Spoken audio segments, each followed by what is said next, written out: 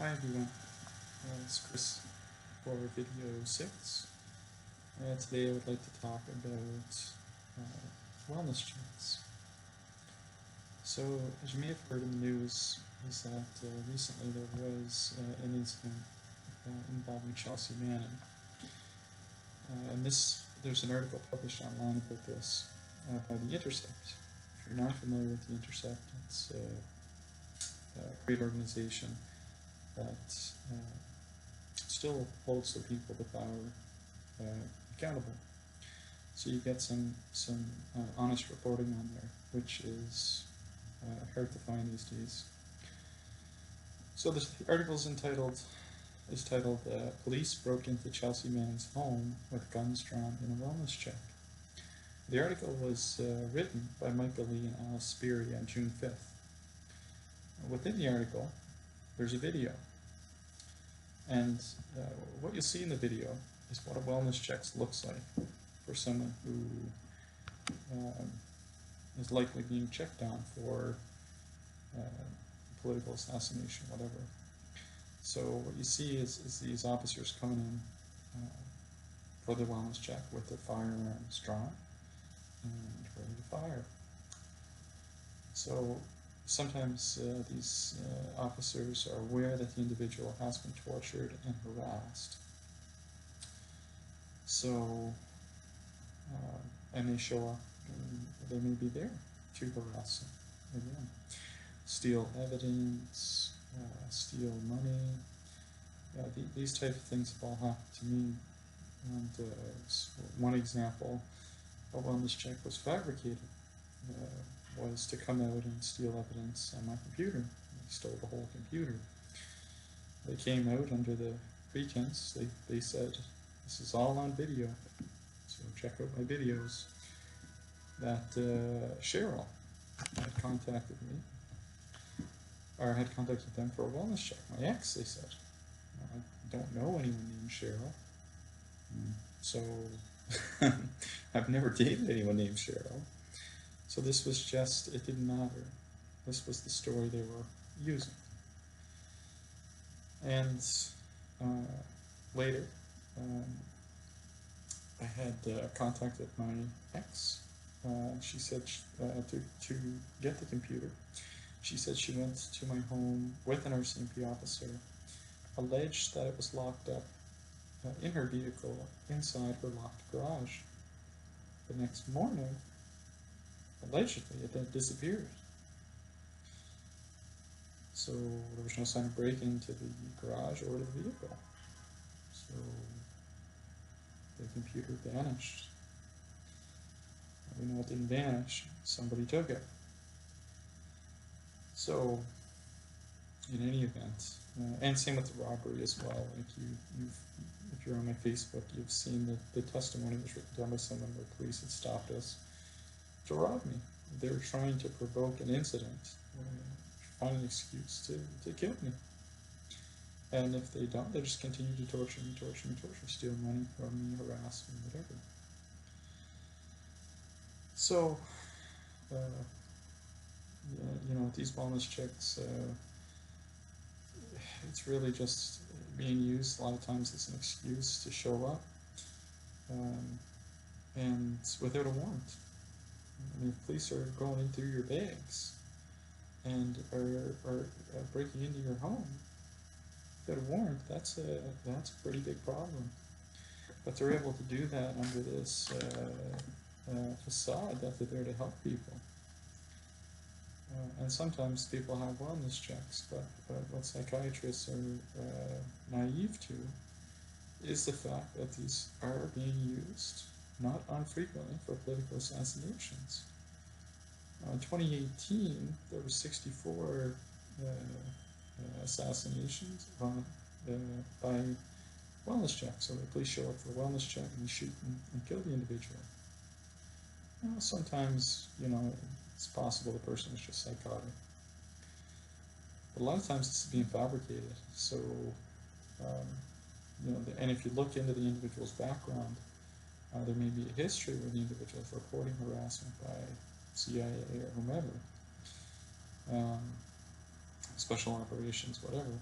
And yeah, but you'll never hear anything about that.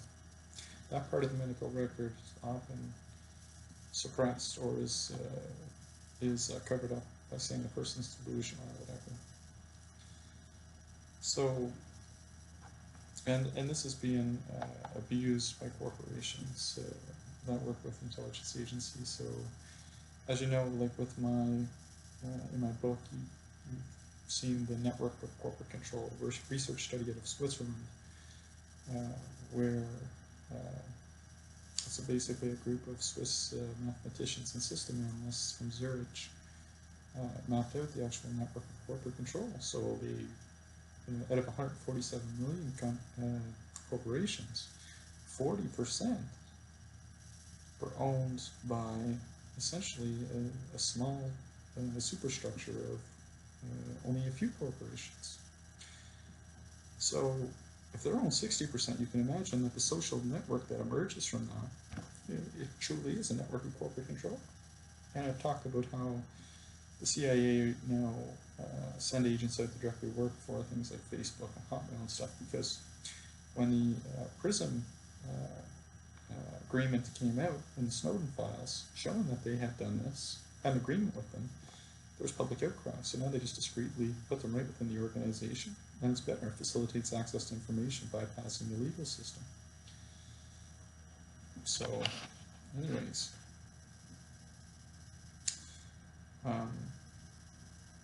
so that's the network of corporate control, and for me, this all started the same day that I escalated my complaint to the university president. So they were able to fabricate these psychiatric records, essentially. So the day I went in, I complained because I was approached by a physician who was advised that he was contacted in advance of my rotation, and I was shown in a very positive light. He said he felt it was not right and that I had the right to know. And I agree 100%. This individual, this preceptor, was head of internal medicine, so he was everybody's boss. So he had major influence. And, these units I'm getting like 79, 85% in, which is just average for our medical school. It's not exceptional, it's not poor, it's just, average. But then they started failing me. So you can imagine, if you're in university, you get 85% in an exam, in A, and then being failed, yeah, of course you're going to complain. There's a problem. There's a problem, especially when your preceptor's telling people to fail you. So I went in and reported that, and that hour-long session is on the audio files I sent out to people and on my Facebook. Listen to the whole thing. That's all it was. And the Dalhousie psychiatrists allege that I must be delusional without looking at any evidence, without any consideration. The delusional diagnosis is what is being used to suppress whistleblowers. And you see articles on this in different newspapers all the time, where this is being abused. They're either delusional or schizophrenic or whatever. So that's all it takes, man. Simple as that. So 3 days later, I went for an independent assessment. Of course, they said, no, there's absolutely no evidence that you're delusional. This is perfectly reasonable. And subsequent evaluations by neuropsychologists at the same time. So they're creating this fabricated psychiatric history, and they do the same thing with criminal history as well, which I would probably have if I still lived in Canada. They would have fabricated stuff by now. They would have fabricated much more psychiatric stuff. I got out of there before they could. So, other than that, they also erase information. So, the accommodation request I made was that they just bypass the first week of the rotation. So, and this wasn't actually one I made, this was made by the physicians. So I'd been diagnosed with ADD before this ever happened, and had problems even back, since special resources in grade 1 for learning difficulties. So, in any event, the recommendation was that the first week of a rotation is more challenging for me because I have to develop new learning strategies to cope, develop new checklists, and just adapt my learning strategy and figure out how I can be successful in this rotation. So it wouldn't have cost the university a penny, not a penny. So this is a very reasonable accommodation. When the university refused, the lawyer recommended litigation. They said that they were being completely unreasonable. There was no reason, it did not cause any unnecessary inconvenience to the university. They just were not complying with it. I was being essentially academically mobbed. Kenneth Westhuse, I think it is, writes about academic mobbing. He's a good writer. It's interesting. But in any event, this has happened to Dr. Gabrielle Horn. Dalhousie as well, where she was a cardiologist and researcher who they've tried to have forced into a mental institution. And she has a TEDx talk on the subject. It was the same department, even. This guy who's head of internal medicine, he's a cardiologist as well, was doing this. So as you can imagine, yeah, there's an issue here. And other students have written books about it. There's one written called Cabal, How to Survive in Western University or something like that. The guy writes for Cabal Times. I've never met him, but he was someone who wrote a paper, and it was, I guess you'd consider it a touchy topic, well you would, and he ended up writing a book out of it. The guy's a great writer, I think, and courageous for speaking the truth, which is rare today.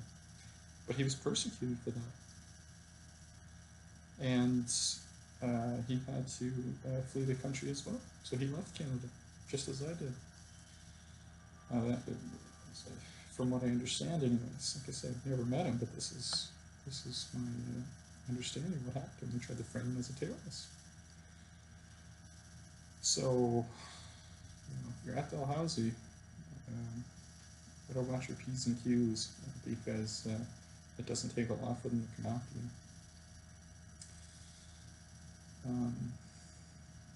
So that's pretty much all I have to say on the topic of wellness checks. Yeah. So for the psychiatrists and stuff out there, be a little more skeptical of these types of things. So the whole notion of not considering the evidence, because a delusion is a fixed false belief, that is ridiculous. You're trying to determine if something is true or not without considering the evidence. Guys, wake up. Imagine if the court of law worked like that. Come on. These political abuses have happened in psychiatry in the past, and the American Canadian Psychiatric Association has never spoken up about it. You guys need to speak up. My colleagues have been advised by the Dean of Medicine to not read my book. They do not want students to see the book with written audio and video evidence and computer forensic evidence that this is happening. So they're in an awkward position because they could have their lives ruined just like me. So people are afraid to do anything, right? So I mean, I need I could use assistance with certain things. For example, publishing my book. So, I put out on Facebook that the 30% of the income from the book you can keep. All I ask is you send me 70%, maybe once every 2 or 3 months. I don't care how much you publish it for. It's never for profit anyways. This was never about profit. It was about reporting honestly on a subject that's exposing corruption. That's what this is mainly about. If someone's going to publish it for $1. I don't care, or $5.99 US. It's probably a reasonable price, but publish it for $1. Doesn't matter. Important thing is that the information gets out there. That's what's really important. So, but people are afraid to publish it. Right? If it's a book about flowers or something else, you know, people would jump at the chance for free money. Essentially, what it is. Because this is a sensitive topic, people know. But yes, there's probably something going on. You know, I've had colleagues tell me that we want to help, but you know, what can we do? We're only medical students. You know, but other colleagues say they wanted to help, but they were afraid. So, you know, that's how these types of things work, and how they isolate you and prevent you from getting help. So, like for the last 8 months, I've been trying to contact my family doctor and another doctor in Halifax, so Dr. Kimberly White at the Bears Road Clinic and Dr. Andy McLean, to advise them that I've been diagnosed with PTSD by 2 different doctors and a psychologist.